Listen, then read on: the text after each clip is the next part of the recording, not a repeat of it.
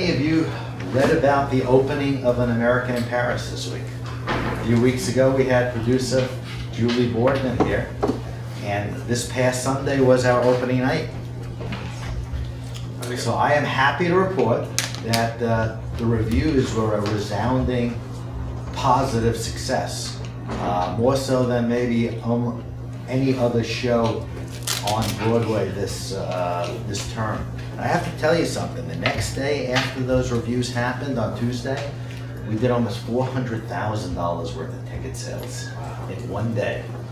Which, you know, based on my experience with all the other shows, that's a really good thing to be seeing, that type of ticket sales. And it's just going to progress and go on in the future. So, again, the success rate, as we all know, of Broadway shows, and we've talked about it. Hello, everybody. It's a gorgeous day today. I was thinking of having class outside, but I didn't want to freak out the president. Bring in a 100-foot screen on the lawn, do our class, and have loudspeakers, have cooking exhibitions. You know, they don't like me to begin with.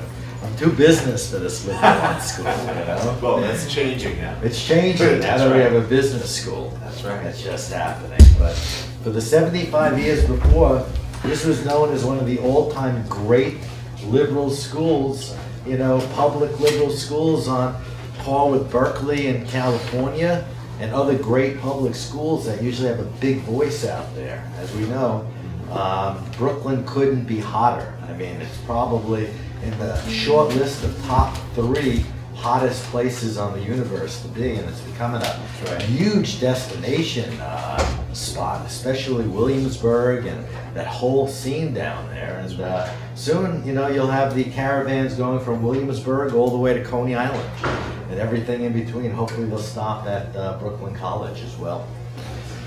All right.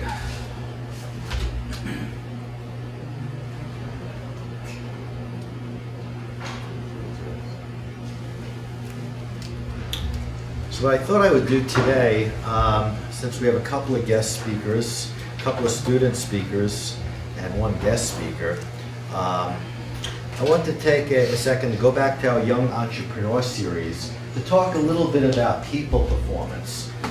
We've always talked about how important the people that you're going to hire is going to make in your business. And you set the tone.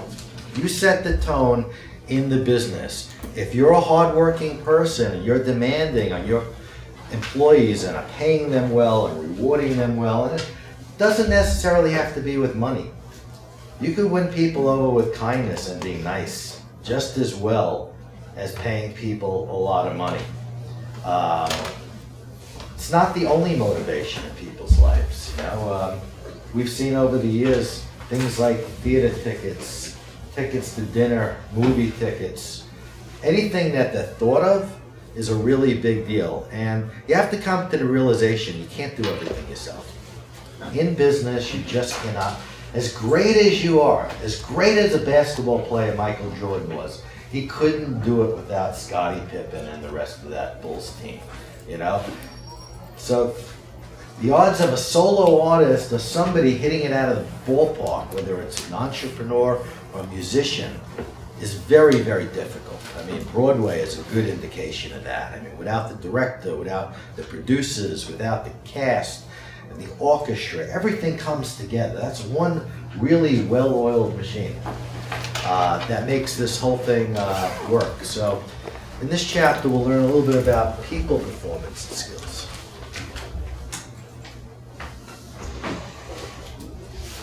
You can't build a successful company without a great team behind you.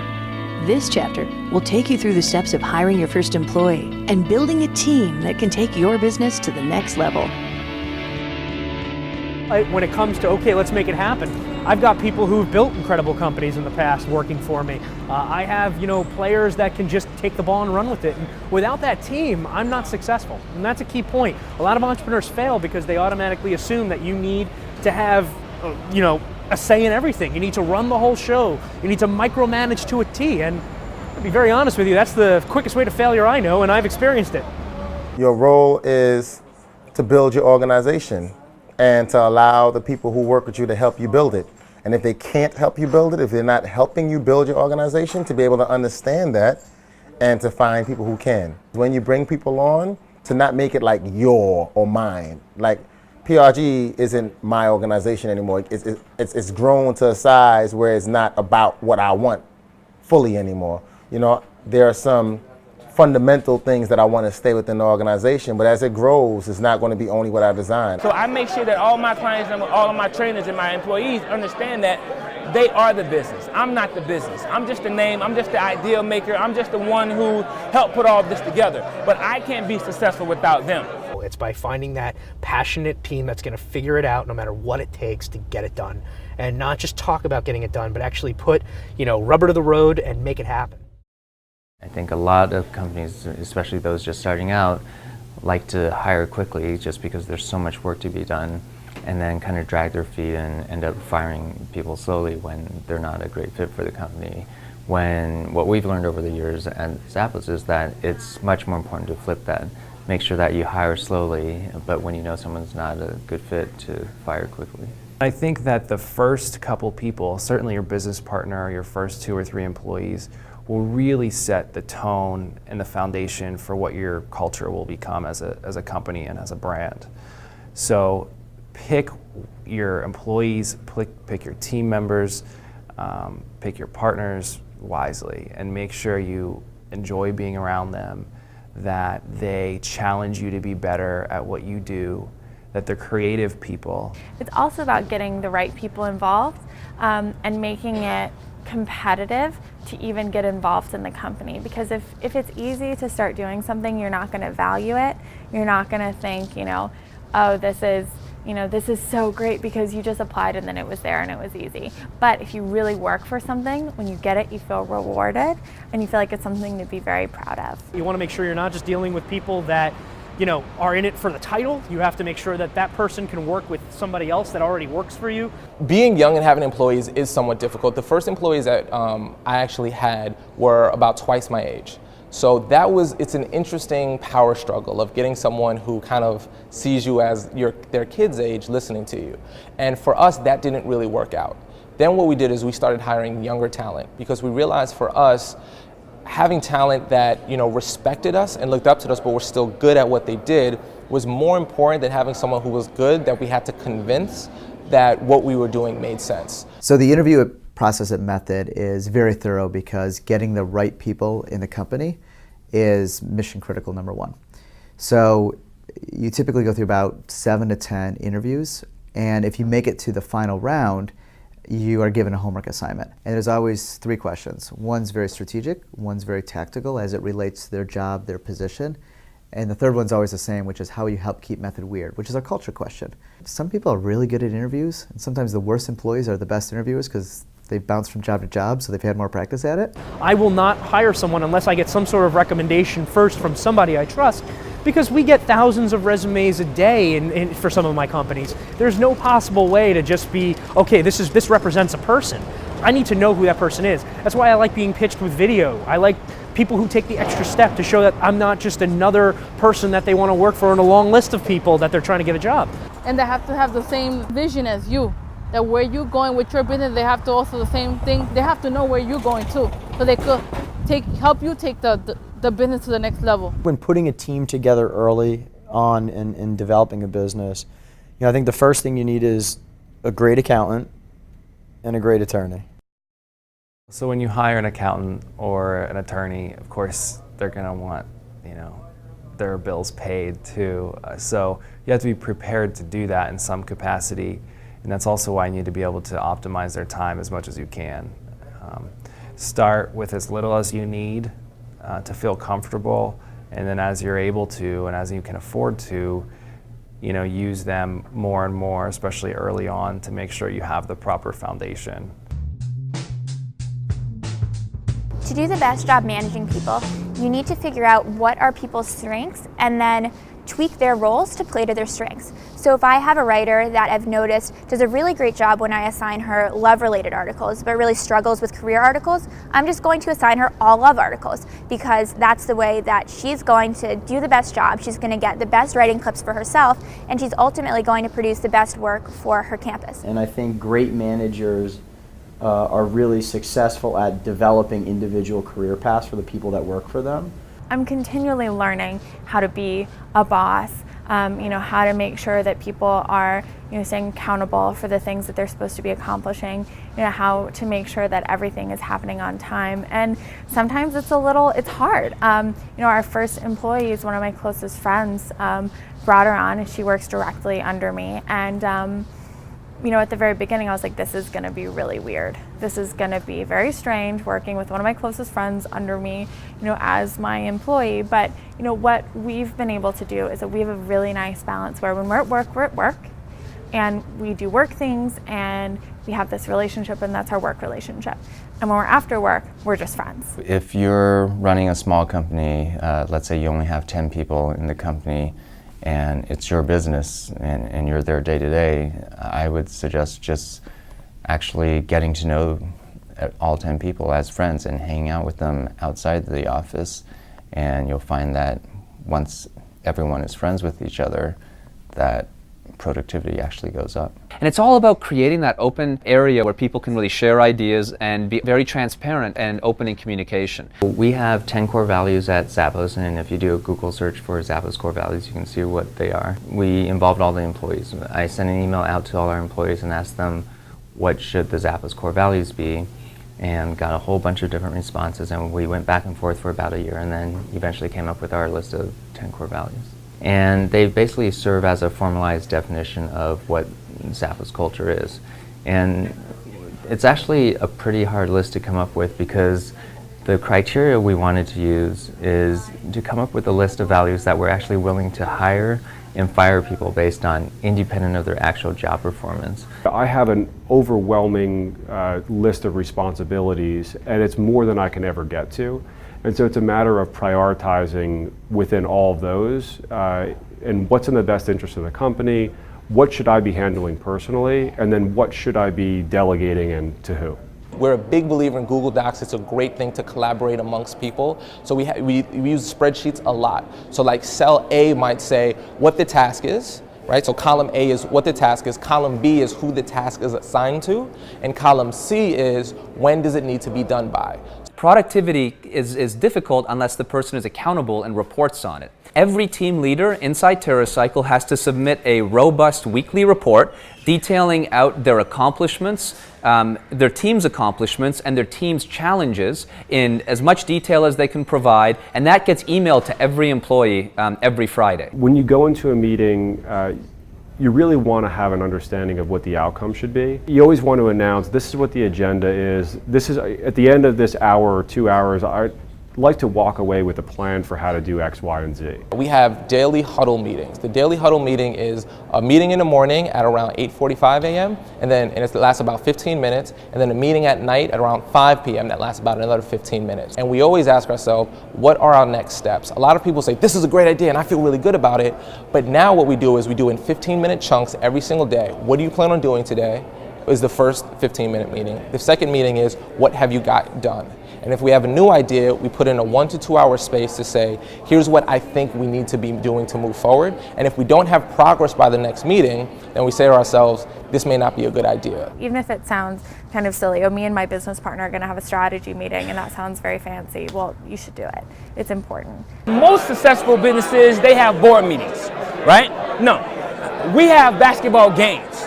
So all of our employees, all of our trainers, all of our staff, we get together. So when we're talking about, a upcoming camp, we're not just out sitting down at Starbucks talking about a camp. We're out playing one-on-one.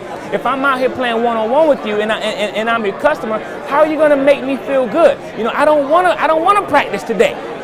So I put my trainers in real life situations to make them realize that they have to be quick on their feet. They have to understand what our imputable laws are as an organization. You really have to take care of them. Once you have a good worker, take care of them and tell them, you're doing a good job, and continue. Or this is your flaws here. So number one, I make sure that that they're compensated the way that they should be, but I also make sure that they work for the compensation that they do receive, and not just me just giving them a quick handout. Always respect everybody that you're working with. Be fully transparent. And without that team, without that customer, without that spirit and desire, the business will fail.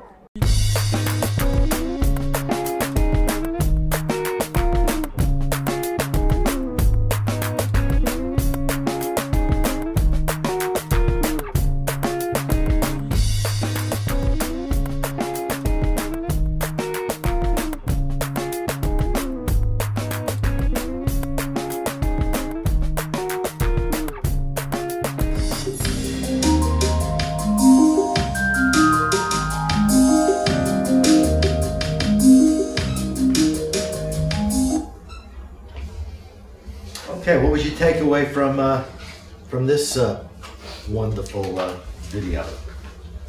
Your employees help the company out, so it's always important to compensate them well, treat them fairly, respect, and help, and because they're helping to boost, your brand, your idea. Right. You think it's obvious that treating people with respect and nice, but sometimes you see out there the boss. A lot of this starts to get to his head or her head. Yeah. You know what I mean? And they come in, without even looking at anybody. That's when you're destined for trouble. Yep. I mean, when that starts to build on you, your ego gets in the way. Okay, and I've had 5 employees. I've had 1,200 employees. I treat everybody the same way. Okay, treat them fairly, give them the proper raises, let them know that they're doing a good job. Doesn't cost you any more money during the day to do that. Countless times I go into restaurants and I can't understand why the waitress or waiter is not the nicest person in the world. I shake my head and I'm like, this is what they do for a living. This is, without being nice to your customers, how do you expect to get a nice tip? And I'm generally a generous tipper, so I know how hard it is to work and work those long hours. But countless times I shake my head and say, what does it cost to be nice? To say hello and you must have had a really bad day. Change your careers. Yes. Also to speak to what the Zappos CEO was saying about personal relationships. Yep. I worked within I worked in Bloomingdale's, and we had our company that we work for, a sister company, so it's Sandro and Maj. And the Maj team, which is kind of our competitive company, they had a micromanager, and they were all very not friendly with each other. Our team, however, was very friendly, and our manager was very cooperative, and she did work with us as opposed to just dictating work. Right. And we were tremendously more successful than they were in terms of just numbers and what have you. Sure, no doubt about it. Getting along, working. That's why major companies, have teams, basketball teams, volunteer teams. I mean, these are the successful companies if you look out there, and they're the happiest companies. Yeah, Leah. One of the women from her campus mentioned that she had a work relationship with one of her friends and then a personal relationship. Does that work to have 2 relationships? Or? You know what? It depends whether they are partners together. Some partners work out great. That they go out. This was an employee. Right. So when it's an employee type of thing, I guess it depends on the personality. If you're too alpha type A, butting heads type, but if you're really not and you're sensible and logical about things, then I think, it could work out.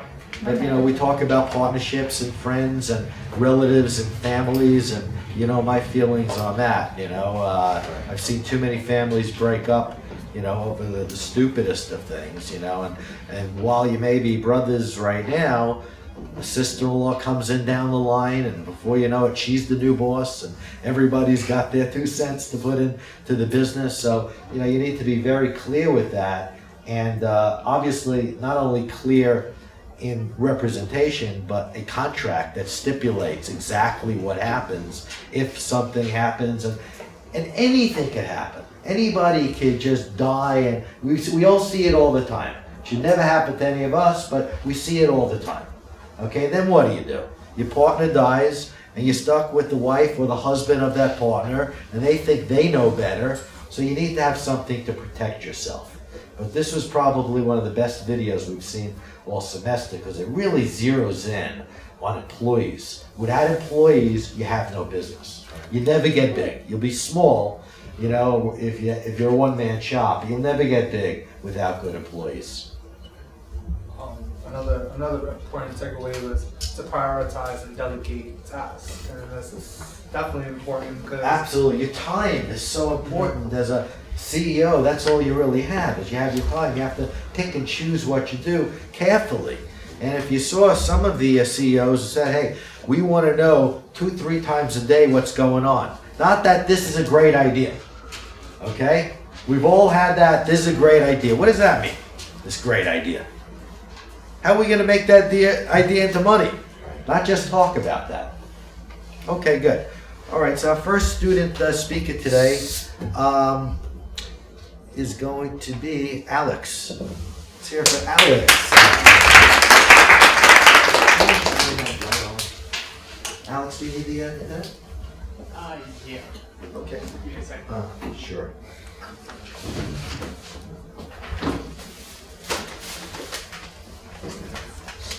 I also got goodies.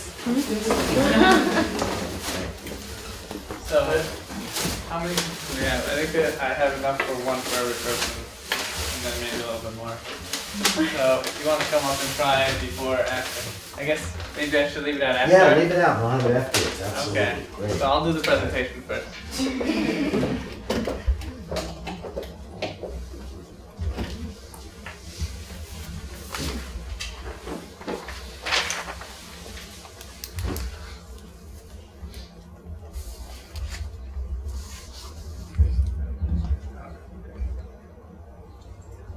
Alright, so my business is Nina's Scones.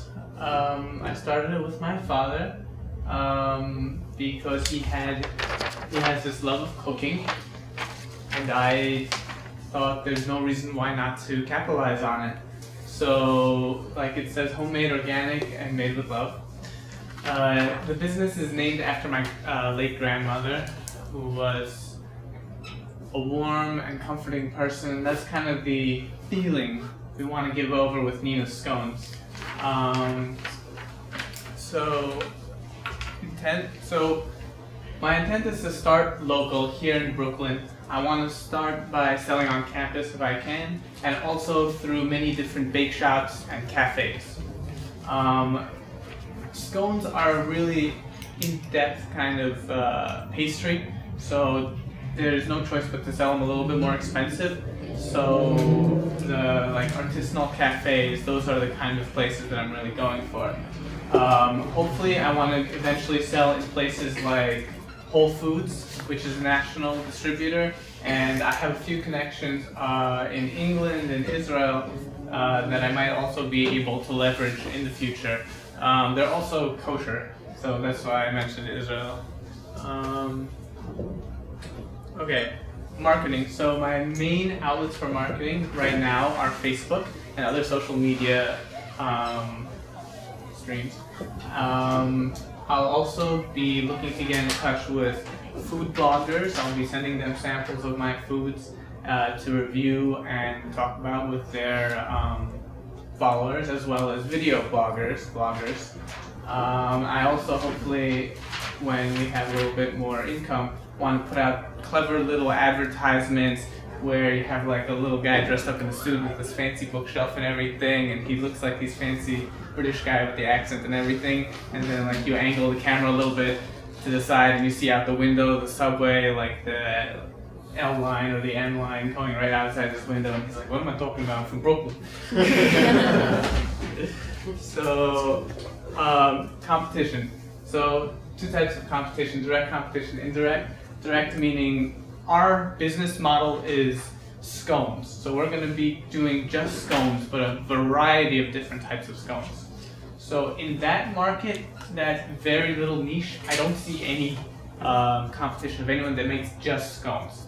Of course, indirect meaning any other pastry places, there are many different sources that people might want to go to. So what we're doing to differentiate ourselves, again, ours are all organic, ours are homemade, whole wheat, and we are targeting specifically a lot of people.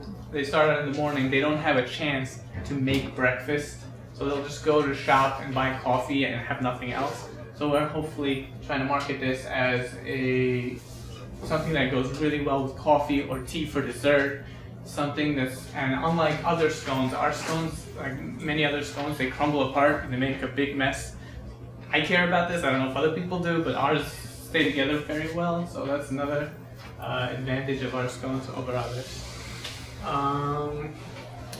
Right now we're starting at home, so our expenses are almost nil, except for the actual product. Eventually, we'll need to either build a commercial kitchen in the house that we have or buy a space. This will run anywhere from $30,000 to $50,000, or if we really want to buy a space and have to remodel it, if it's not already a commercial kitchen, that'll probably be up to $100,000. Part of that, hopefully, I will be able to raise through something like Kickstarter. Part of that will have to be loans, and part of that will be from income that we've already built up. That's it. And if anyone wants to try a scone, some of you already have and loved it, so feel free to come up and say Some questions, Dallas. Yeah. What's the shelf life? Like, how long do they last? They last from 10 to 14 days after baking, and they're best after 1 day. They need a while to cool in and settle. How expensive are these? We intend to sell them for $2 each. We sell mini scones. They're a little bit smaller than regular scones, so it's not as fattening, but it's still really good. How does that compare to like a Starbucks? And as far as the competition, who is the competition? I see Starbucks have scones. Starbucks have scones that run about the same price. Well, they're mini scones. The glazed ones, we haven't made glazed yet, are a little bit more expensive. They have the full-size scones, which will be about the same price, because theirs are $4. And these are about half, a little bit more, so it's $2. It's a little bit cheaper than the competition, but it's pretty close. So. Right. How many of you had a scone in this class by show of hands? Okay, that's not that many. So you have a brand new market here, because right. I mean, you have scones is a bit of an acquired taste. What's actually the ingredients in a scone? Because it's not like a cupcake. It doesn't taste like a donut. Well, the reason scones aren't as popular here is it's mainly a British dish. Right. But I don't know. I think they're delicious. All right. Ours also come with the ones I brought today have chocolate chips, raisins, and walnuts in them. Oh, how could that be bad? Yeah. I think you can mix anything with those three ingredients and I'll eat it. They also have dairy and wheat, just in case anyone's allergic. So I'm just gonna leave these out. Sure, that's great. Beautiful. So you're welcome to take some at the end of the class. Okay, good job.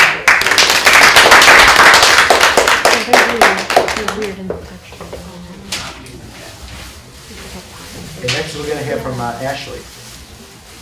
Ashley.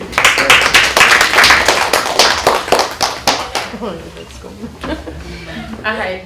How many of you heard about the steel pan or the steel drum before? Sure. Yeah. Okay. So I'll just give you a little history, just for those who don't know. So the steel pan or the steel drum was invented in the Caribbean, in the islands of Trinidad and Tobago. It's actually the only instrument invented in the 20th century.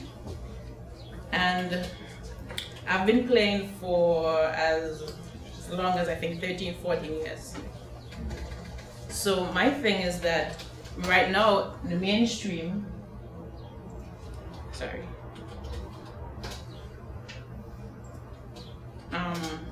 steel pan is usually used for advertisements, like for a nice wedding on the beach. You know, you see some old guys with a flowered shirt, khaki pants, and a straw hat, and then you see the water and you hear steel band music, or you hear. Okay, I'm just gonna play a little YouTube video just for a few seconds, just to pity hear it sounds like, right? Ignore the talking horse in the Hey, DirecTV, you should. Dude, I'm visualizing, trying to picture our billions in profits. I'm imagining a sort of coin-filled swimming pool vault situation. That's kind of what I wanted to tell you. Dish has the same channel, shows, and sports as DirecTV for less. So I think a lot of people are switching. Yeah, I don't think anyone's switching. On DirecTV, I'm just gonna celebrity. So you have the option Yeah, you got some. Thank you. Take the Dish Challenge and save $250. Guaranteed. Get Dish now. Did you know that I DirecTV didn't think rated Gary's in the higher box. than cable and customer satisfaction for the Okay, 14th year in a row? Okay. Don't just take my word for it. They do. Okay, so my idea is really a steel pan website. It's going to be like YouTube, but the difference is that everyone submits a video and someone is going to add the next video, which will be an improvisation of that video. So let's say I submit a video less than a minute of a popular song, and then you like the video, so you submit a video continuing where I've stopped. And then you start the next video continuing when she stops, and then go on like a chain. So it's more interactive than YouTube. And right now Steel Pan has little drops of players everywhere in the world. So that's kind of my idea, to bring all of them into one central place, get together different styles, because although it's native to the Caribbean, it's used in jazz. Japan have different steel band orchestras. So that would be how I'm trying to make steel band mainstream, you know? I've been thinking about how I would make money from this site, because I'm not sure as yet. So I had two ideas. One is kind of weak. It's if they upload their video, we could edit it for 99 cents, right? The second one will be having two different kinds of user profiles. One will be a basic profile where you're able to submit your videos and that's it. The premium profile, I stole this from LinkedIn. The premium profile would be, let's say, $5.99 a month or $20 a year, and that would allow you to appear first on the search results, right?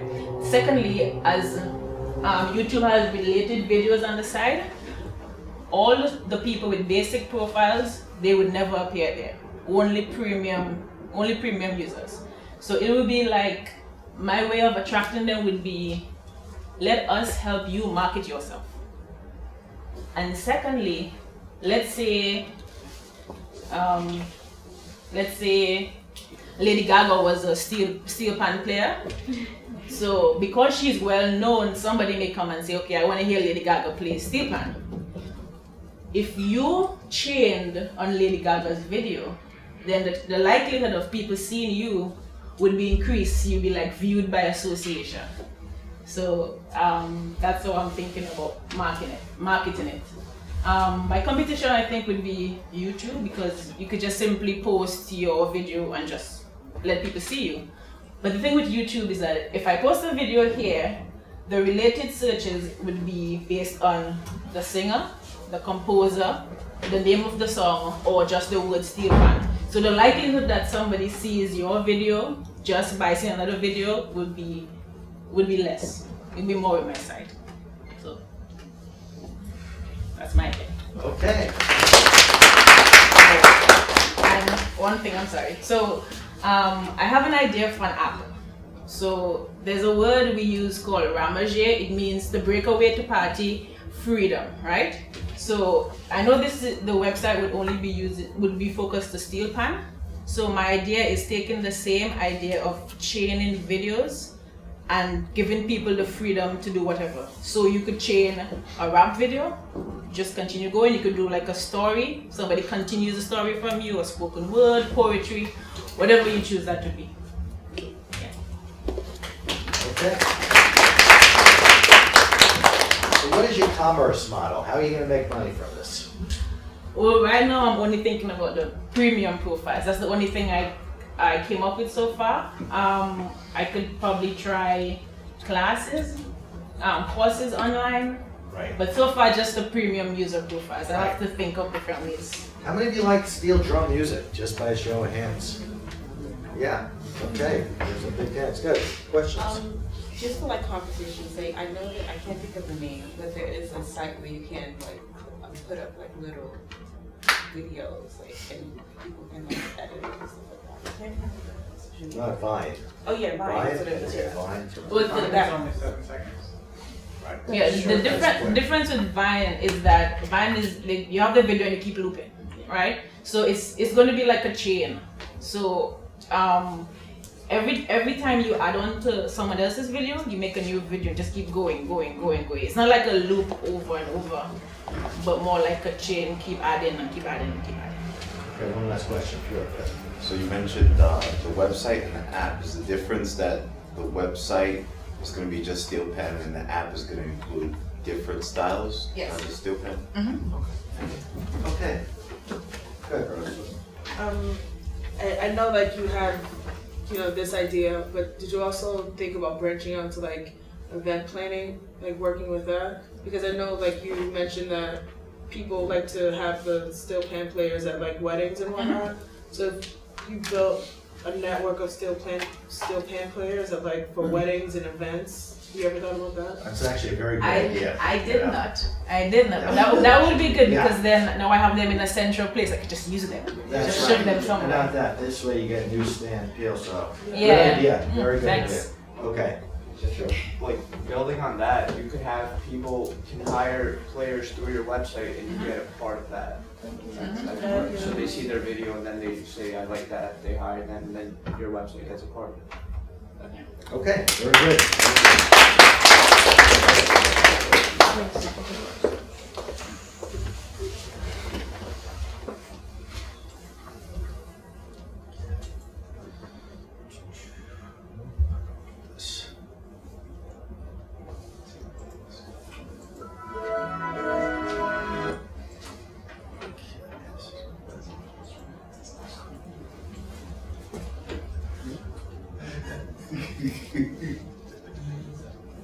Okay, so this is our restaurant class today, and many of you have come to me and say that you'd like to go into the restaurant business, you'd like to have restaurant trucks, you want to know how you're going to get some of this to happen. So we have two experts. One of them you're going to see on video right now, and he's the legendary restaurateur Danny Meyer, who now, after his success with Shake Shack, is going to dominate the pizza business. So we're going to watch this short video by Danny Meyer, and then we're going to hear from our guest speaker today.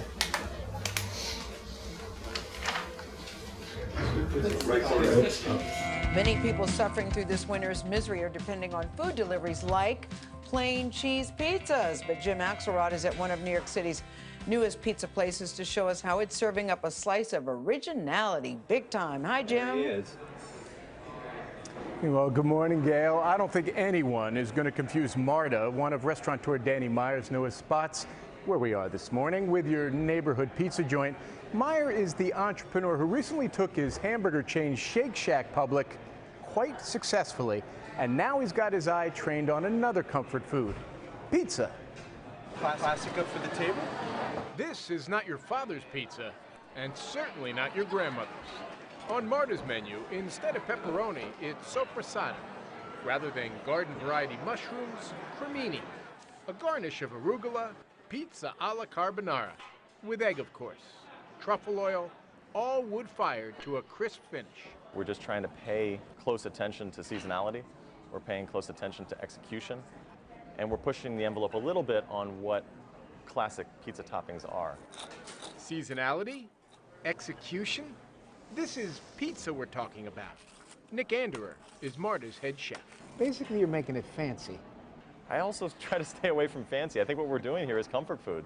And we're just trying to figure out a way to make, grandma's cooking just that much more accessible to a wider audience. Anderer fell in love with pizza while studying in Italy in college. Now running his own kitchen at Marta. His take on pizza would never be confused with Domino's. Were you at all thinking, are we sure there's a market for high concept pizza? We knew that it was a risk. Risky because for the past 100 years, pizza hasn't changed very much. America's first pizzeria opened in Little Italy in 1905, and from there, this cheap and simple dish spread everywhere Italian immigrants did.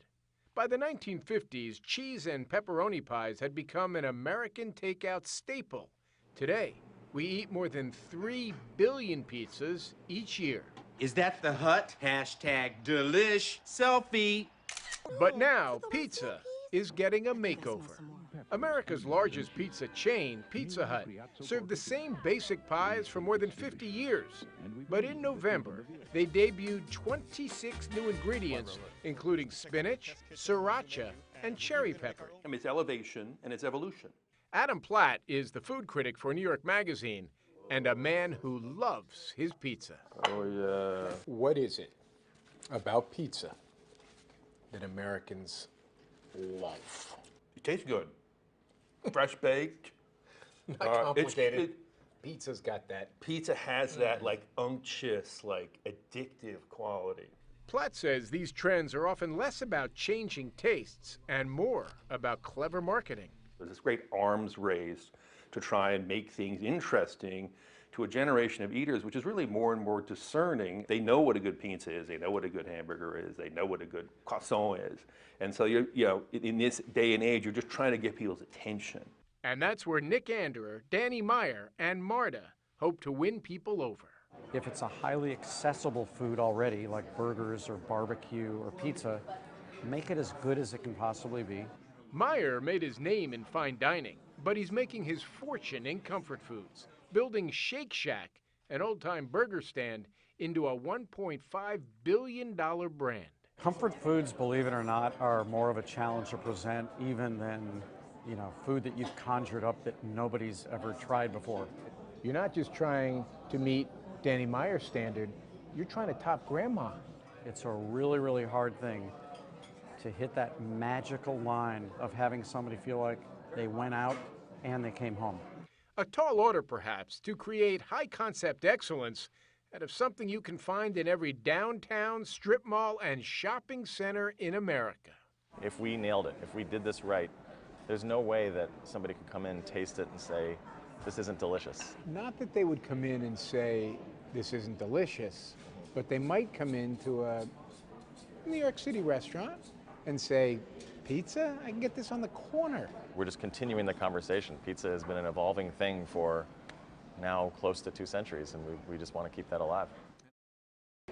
All right, so this is pizza a la carbonara, and this is Copa Coda. Each one of these pies will run you about 18 bucks, meaning you'd have to cut it into 18 slices to get a little closer to the cost of getting Domino's to your door. We'll leave the choice of which way you'd like to go there to you. Nora? All right, Jim, thank you. Makes you hungry, doesn't it? Yeah, Domino's I'm is starving. good pizza, but that's $18 well spent on those pizzas. That stuff is Absolutely good. delicious pizza. Yeah. Okay, so without any further ado, I'd like to introduce you to Eddie Bergman. Eddie is the owner of the E&E Grill in the Theater District, actually right across the street from the Book of Mormon, as well as Hill and Bay in Murray Hill, a restaurant that I had the pleasure of eating at yesterday. So Eddie is a good friend of mine, and he's here today to tell you his experiences in the restaurant business.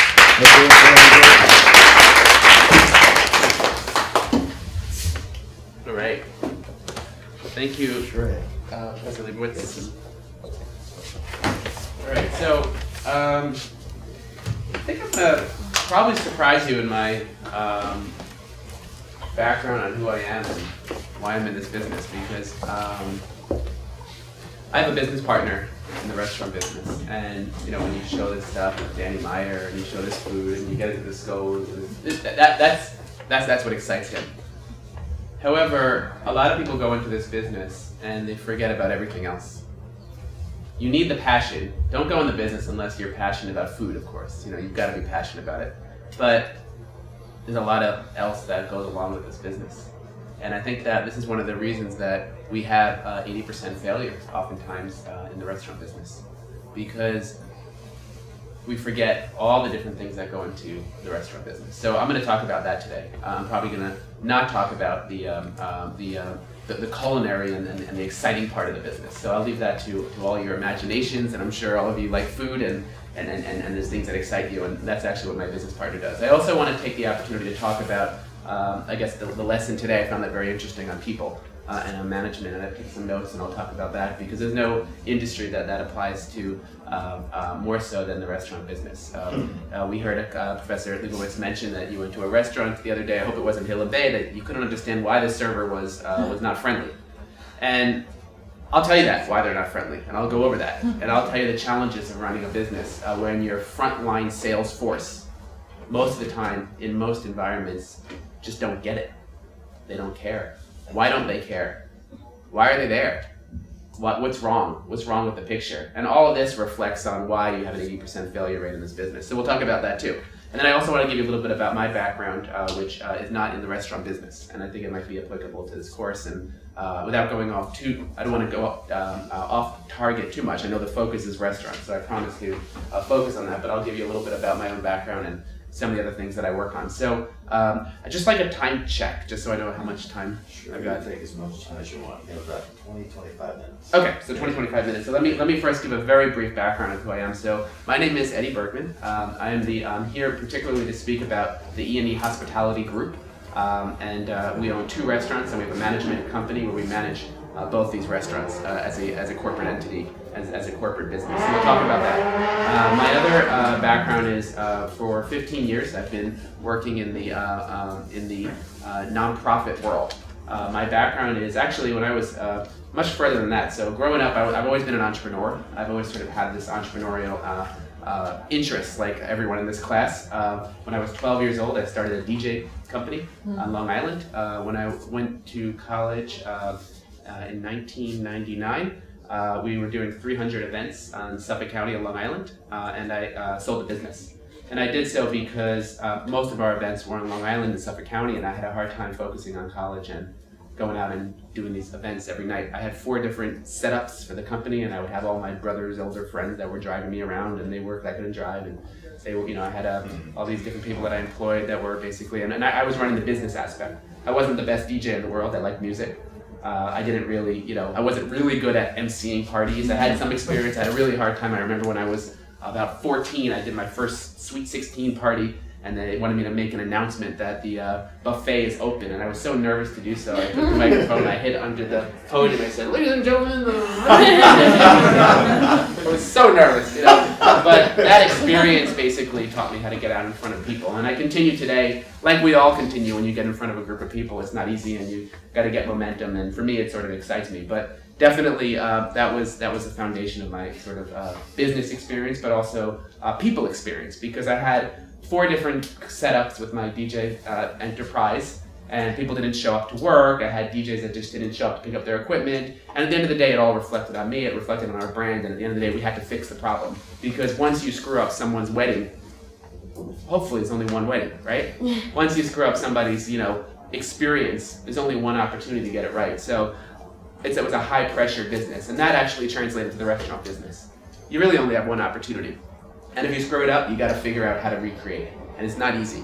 Some people are very, very difficult. Some people are forgiving.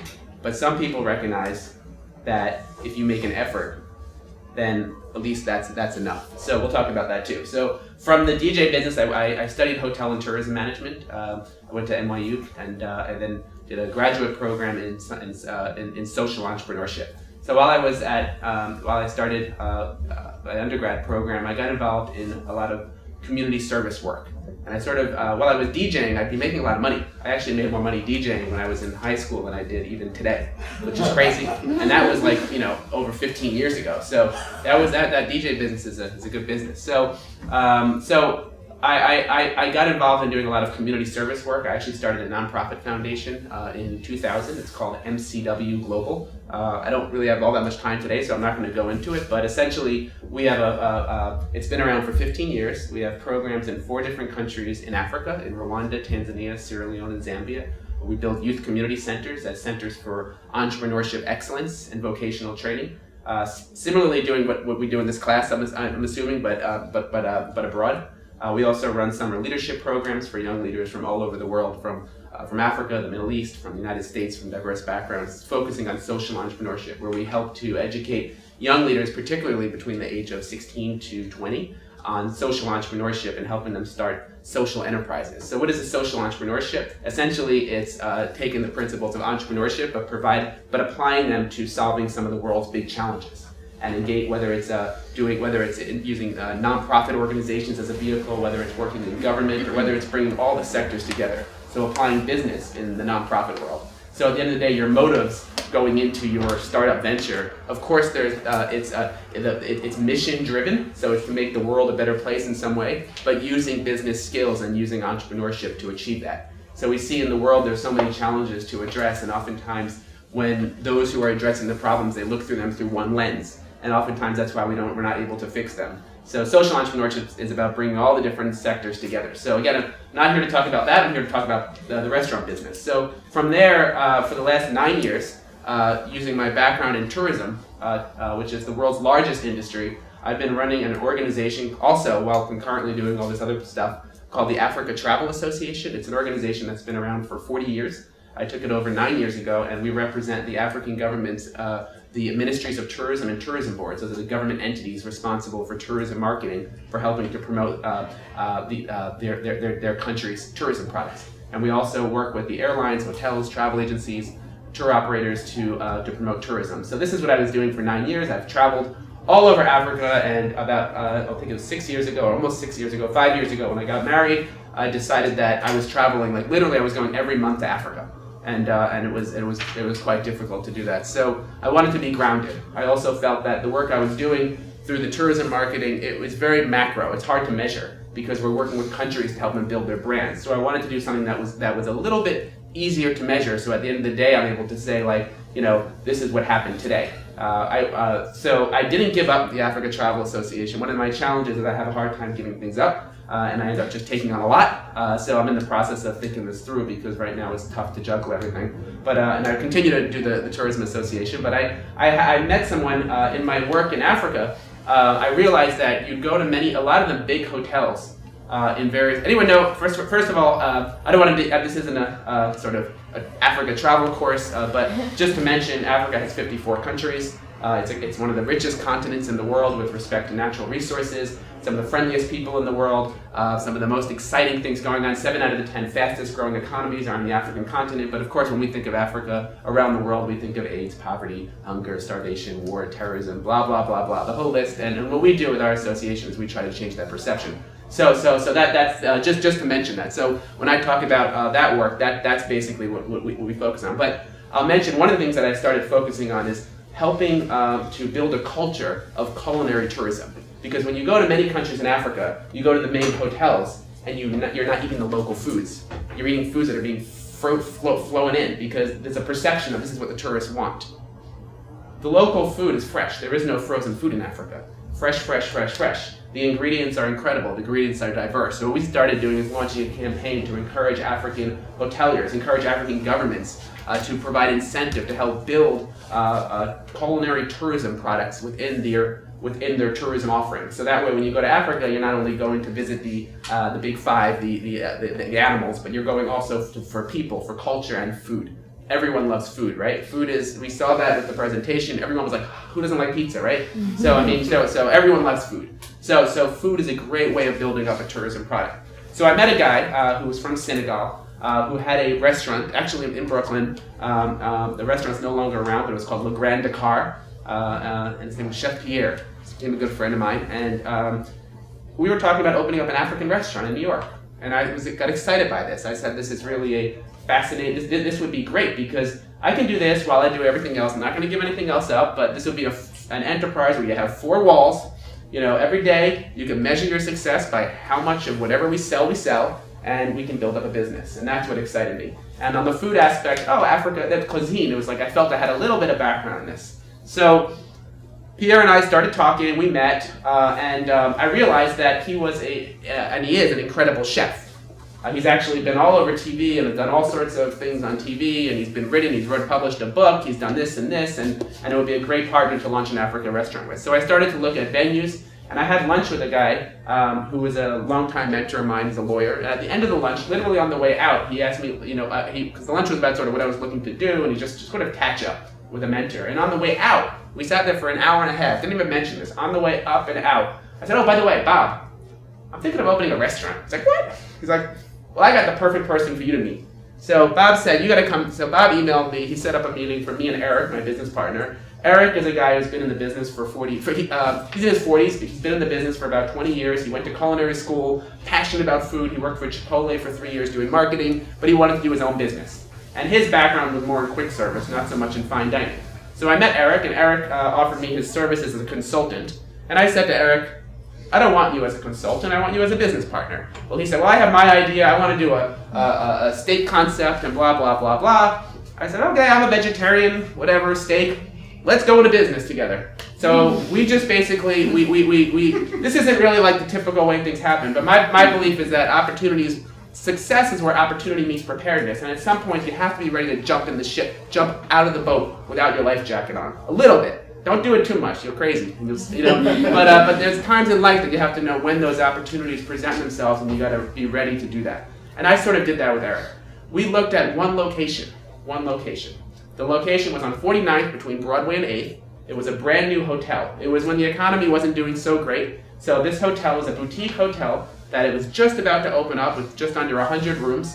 A very sophisticated, nice, brand new boutique hotel. And they didn't want to be in the restaurant business, like many hotels these days, because the restaurant business is tough. And a lot of hotels lose money on their restaurants. So a lot of hotels now are trying to subcontract their restaurants out, and they can just get a check every month for the rent, and then the third party takes care of it. So I thought this was exciting for multiple reasons. Number one, my long-term goal in life was to open a hotel. And I was like, this would give a great opportunity to actually get in the hotel business, because now we're doing the F&B for the hotel.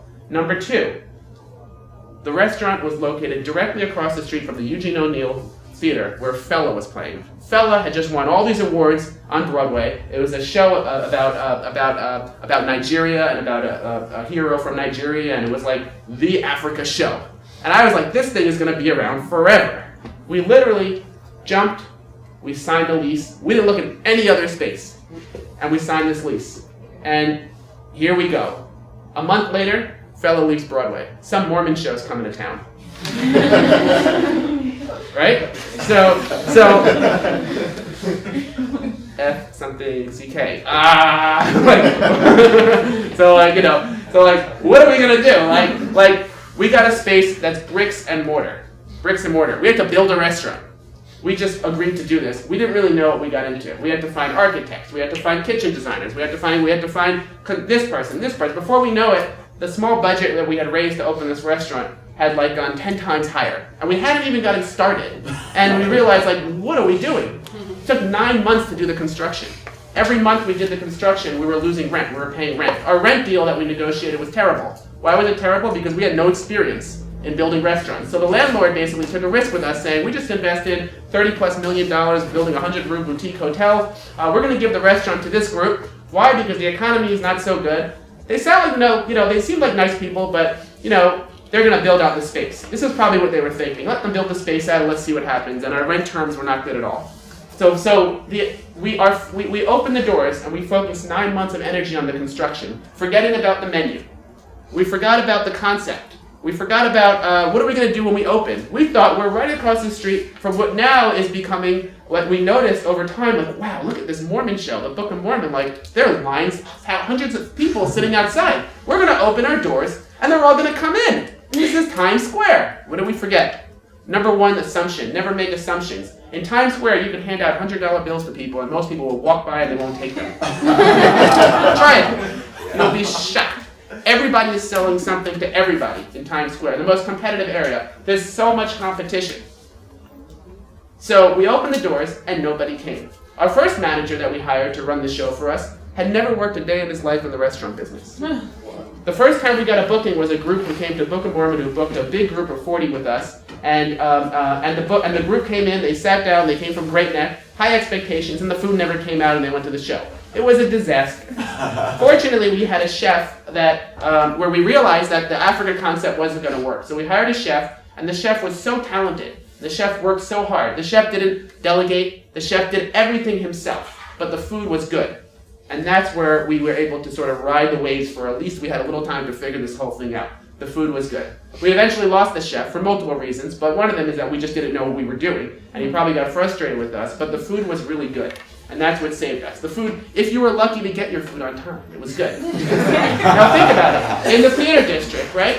Your restaurant fills up before the shows. We have 120 seats. Everybody wants to come in at the same time. Everyone wants to be out at the same time. You know, we didn't realize that. We didn't even build our kitchen to accommodate that. All these things that, you know, why restaurants fail, you know, because you go in with a passion, but you don't think about all of the details over and over and over. Fortunately, we were able to maintain success because we were adaptable.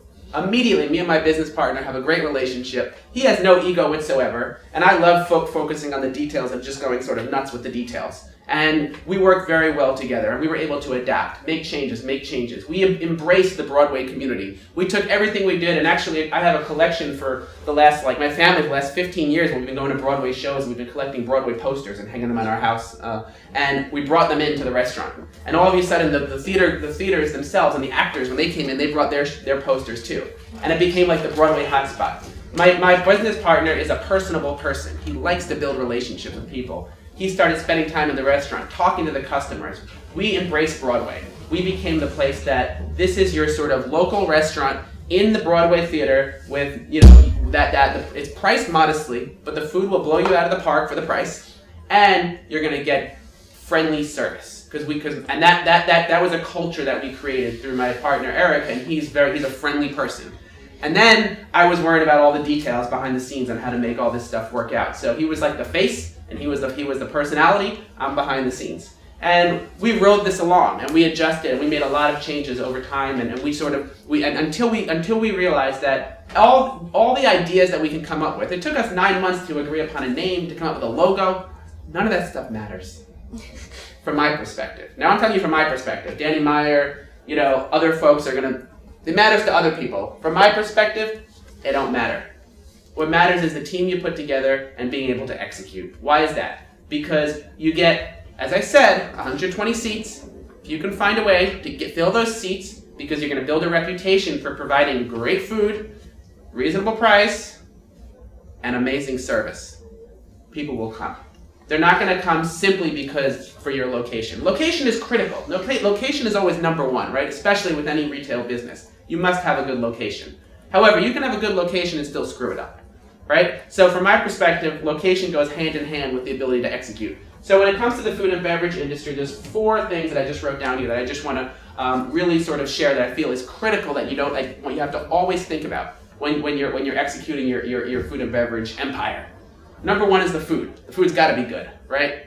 You got to be able to produce the food. You got to be able to get it out on time. It's got to be good. It's got to be, the food costs. You know, you can create a lot of great food, and we've seen this with some of our chefs, but the food cost is outrageous. So it's like, you know, that doesn't make sense. So there's a fine balance there, and a lot of creative people are going to, when you take the expensive things away from the chef, they're going to go, oh, my food. They're artists you're dealing with, right? Artists are great people, but artists and business people are oftentimes different. You know, they think differently. So again, this comes to your the whole philosophy of building your team. So you've got your food, you've got your service. Service critical. Number 1, service is so important because service, you know, from my perspective, you know, when I go to a restaurant, if the service is good, I don't even pay attention to the food. You know what I mean? If the food is great, I'll walk out for bad service. I won't even give them a chance. And that's what I think people, you know, for the most part, for the mass, that's what I think people pay attention to. Ambiance, very important. Ambiance is something that takes time to think through. We jumped in, we rushed a little bit, so we didn't really have time to think through the ambiance. So we were doing the ambiance post-creating, and we're still doing it now. We're still debating, oh, this curtain doesn't really work. You know what I mean? So it takes time. You know, some folks will go into a business, and I would imagine if you open a restaurant, you should really think through your ambiance up front, because you really have only one shot. In Times Square, you have more than one shot to make it right, because you get a lot of tourists, and the tourists come in, and if you screw up, hey, like, you know, they're going back to their countries anyway, and you'll get the next tourist. You know, eventually they'll catch up to you because they write reviews online, and online reviews will kill you in a touristic area. So important. This, we actually get a report. We have a manager in our group that's responsible every week for going online and finding out what people are saying about us. They send the report out to all the management team, front of house, back of house. It goes to investors, everyone. And it summarizes what the customers are saying online. So critical. And you know what? The people that write on Yelp, forget about them. The other reviews, and Yelp also to some extent, because Yelp, you have to realize that most people are going to go to Yelp if they're upset. You're not going to get a lot of happy people going on Yelp. But you still upset them, and you still did something wrong. And even if you were right, you're still wrong, right? Why is that? Because in the customer service business, the customer is always right. Unfortunately, that's the way it is, right? So it's a tough business to find people who are willing to get beat up night after night by the customer being wrong but right, because they have to come back with a smile. So it's a very hard business, and it's a hard business to find people that to work in this business, because it's a long hours. You really have to. This business isn't for everyone, right? So it's really hard to retain talent, hard to find people. So what we found is that we've been through so many chefs with this pedigree, this school, and this long resume, this and that, all this stuff. The best people that we have are people that are from within. Our general manager at E&E Grill House is 24 years old, and she worked for us as a server for 3 years. Prior to that, she worked at Applebee's for 6 years as a server. She is the most valuable player on our team. The most valuable player. Incredible. You can't recruit that talent. Impossible. So that's the type of talent that you have to nurture. Now, how do you get there? It's a whole long ride in between, and we can talk more about that. So ambiance, and also finally marketing. So you got food service, ambiance, and marketing. So critical. Of course, then there's all the business operations behind the scenes. You got your finance, you've got your legal. You have to make sure it's like anything. You're negotiating your lease is basically the Bible that you're going to be following. That's going to basically dictate the terms of your establishment or your physical presence as a business. So your lease is so important. A lot of people just sign leases. They don't know what's in there. Landlords, particularly in New York, are very aggressive because they can be. Well, be a little aggressive back when you're signing your lease, because this is the terms that you're going to have to live by. Eventually, the relationship doesn't matter. We've been so good. We have such a good relationship with our landlord, the hotel, that they've realized that we're valuable to what they're doing. So they actually agreed to a permanent rent reduction 3 years out. That was sort of like, that was because we take care of their hotel customers, and we built up the relationship. First, when we went in there, our relationship was, here's a 100-page lease, which basically said that they can do everything and we have nothing on our end, and you go out and you raise $1 million+ and put it into their infrastructure, and what we want, you get out. That was almost the terms. And we had, as a first-time restaurateurs, it was an opportunity for us. So we sort of had to accept it, although we were able to get a few things in there. 3-4 years down the road, permanent rent reduction, friendliness, they're promoting us. Every one of the guests going in their room, they're promoting them. They're proud to be working with us. We do their room service, we take care of their guests, la la la la. So again, it takes time to build these relationships. So sometimes you have to go into relationships that are purely business, purely legal, etc., etc. You got to be at the bottom of them, and someone's going to be at the top if you're just getting started. And then you got to invest time, you have to invest energy in building those resources. And it's only your credibility that you have to stand on. So you've got to do things right. So food, service, ambiance, and marketing. So,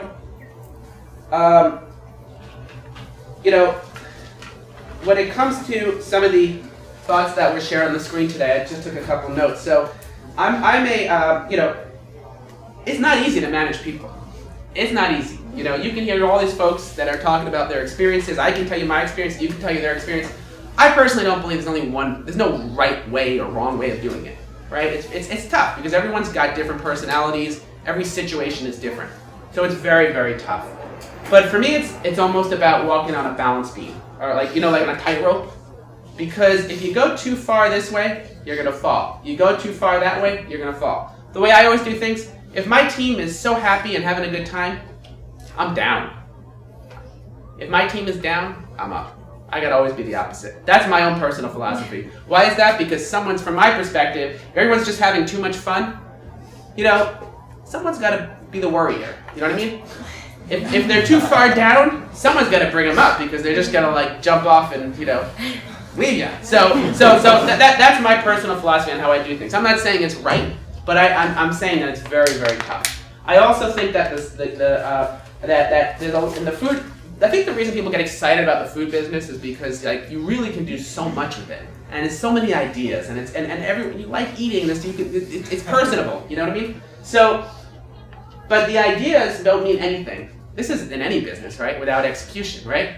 A lot of folks forget about the execution side. Execution is not fun all the time. Execution is when you're in the trenches, and execution is where every day you're getting beat up. Every day. And there's nothing fun about that. So ideas don't mean anything without execution. And then execution doesn't happen without people. And people don't happen without teams, because you're never going to find someone who's good at everything. Never. Impossible. There may be a few people. My wife is like that. She's pretty good at everything. At least I say that.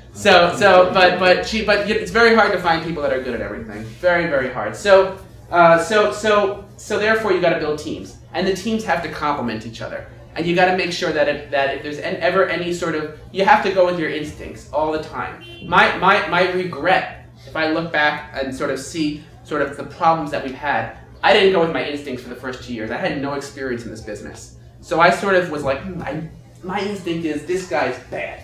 This guy's stealing, this guy's doing bad things, whatever. I know it, but I don't have the confidence to address it. Why is that? Because I haven't been in this business long enough. I don't really know the stakeholders yet. Maybe they're right. They've done this and this, and they wear chef coats, and they know this, and they talk this and that, and like they know more. But my instinct is the guy's a crook, right?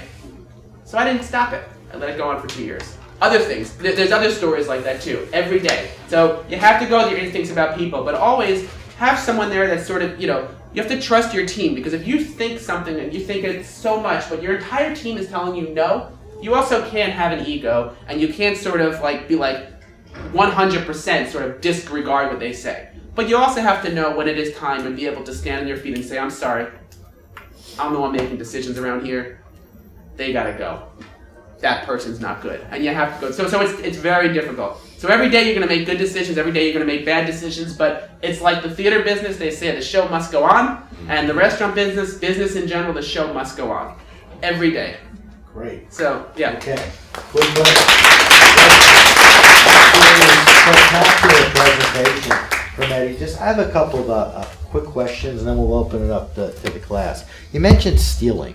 Could you talk a little bit about stealing and theft, employee theft, and maybe customer theft? Just talk a little bit about this to the entrepreneurs, because not everything is hunky-dory. There's a lot of thievery in business. I mean, talking about, the absolute most ridiculous example of theft is that we had somebody that came in and stole our toilet paper dispenser in one of our restaurants. So you want to talk about employee theft? Like you get a customer that's going to see a show. A lot of people, they stay in hotels and restaurants and they feel like, hey, I have a privilege to do whatever I want. The craziest thing is you get people that come with their kids and take the knives and just start banging it in your tables. You're like, hey, I paid $2,000 for that table. What are you doing? You know what I mean? But people feel that this is just what people do, right? Take a gun and throw it under desks. It's like all this stuff that sort of is just sort of like part of like daily sort of habits, and like you realize this is your property. This is stuff you do. So in some ways, like people are people. So customers, how do you define theft? I mean, you get a customer that takes a piece of hair, puts it in their food, and they say, hey, I got a hair in my food. I demand that you do something about it. Is that theft? Right? Because then if you don't do something about it, then, online reviews, right? All that other bad stuff. So that, it depends on how you want to sort of define How theft. about employee theft? Employee theft. All right. Employee theft is a big issue. However, it's about culture. And I don't believe that employee theft will happen if people believe in you. If people treat the place like it's theirs every day. When they don't do that, they will steal. Guarantee you. They may steal from each other by stealing tips from each other. They may just take toilet paper home with them. They may take steaks home with them. That's a real problem, right? It's a big problem. Take steaks. People take steaks. No joking. People come in and they take steaks. And steaks are your most expensive item on the menu. So theft is a huge, huge issue. Now, do you approach theft by setting up a metal detector and having all your employee, I want to search you, where are the steaks? You can do that, but you're not going to have a very, motivated workforce. So it's all about the culture that you build. So people treat your property like it's their property. And actually, I brought here we have 10 values within our sort of modest company, within our 2 restaurants. So one of them is, about basically Okay. For a win-win, reduce waste, save the planet, keep us financially healthy. Company property is every team member's property's tool for success. Treat it like it's yours. It's our shared goal to repay our investors so we can grow collectively. So I put that repay our investors in here. A lot of people thought, what do your servers and hourly employees care about repaying your investors? I think it's important, right? Because if we actually are successful, we will take care of them. Everyone will do good. I mean, that's our philosophy. So we want it to be the shared purpose. We're very transparent. Our monthly financial statements that go out, it goes to all of our management team. Anyone can see it in our management team, lower, higher level. We want everyone to know what's going on. A lot of restaurants don't operate like that because a lot of restaurants take out cash. It's a tough business for multiple reasons. We do it all on the books. Why do we do it on the books? Because if you want to grow a company that you want to expand, first of all, it's the right thing to do. So that's why we do it. But also, another reason is that if you want to grow a company that you want to go out and open up like Danny Meyer, if you're not able to show that you've earned income, you can't do that. And how do you show income? Through your tax returns. So you got to show stealing the cash. Without stealing the cash. That's good. Now, couple of questions. This class is running a little late. Who's got a couple of questions? Restaurant questions. Go ahead. I mean, I don't know where to begin because I have so many questions. But where do you see your business in the future? Yeah, so I think that right now we're focusing on, when we open one restaurant, we wanted to run it like we had 10. When we open 2 restaurants, we want to run it like we have 100. So right now we've got to be able to run it like we have 100 restaurants, perfectly execution. Once we do that, we're ready to expand and we'll grow more. I think that in the restaurant business, I'd like to be able to try to raise capital for equity. So in other words, for the actual real estate. It's tough to do that in New York, but I'd like to actually, you put a lot of money into someone else's space. So if you could actually own a piece of the equity, that would be, I feel that at least you're working a little bit for yourself. So I'm thinking about starting a business a separate entity that basically owns the equity and another business that actually does the management of the restaurants. So, but it's very hard to find locations that you can do that with. Okay, last question. How do you utilize social media to kind of advertise your restaurant? So yeah, so we have someone on our team who's responsible for social media. We push it. We are doing all the traditional Facebook, whatever. At Hill and Bay, it's a local restaurant. So it's in Murray Hill. A lot of young people. So we have it on the walls. We have follow us at Hill and Bay on our cards, on the customer feedback cards. We were doing contests at servers in a not in a tacky way. If the customers show them that they're following us, we would give them some sort of like dessert or some sort of drink, So we're coming up with incentives to get our customers to follow us on social media, and particularly for a local restaurant where you have young people. It's important. So that's what we're doing for Hill and Bay. For E&E, we've been partnering with the theaters and the theater community and trying to leverage social media to build more of a following. But it's the other thing for social media that's important. And I don't know if this falls under social media, but it's so important that if you run a business, particularly in the food and beverage business, that if anyone writes something about you online, you have to respond to it. We respond to everything. You've got to respond to it. We've had people that have been so upset with us that we've responded and they wrote back and said they're changing their review. Or we've had people that have been so upset with us and so nasty to us, and we know that we were right and they came back and we invited them in. And they had a great time. Kill them with kindness. Kill them with kindness. We'll leave it at that. You gotta kill them with All right, thanks very much, Dave. Thank you very much for coming.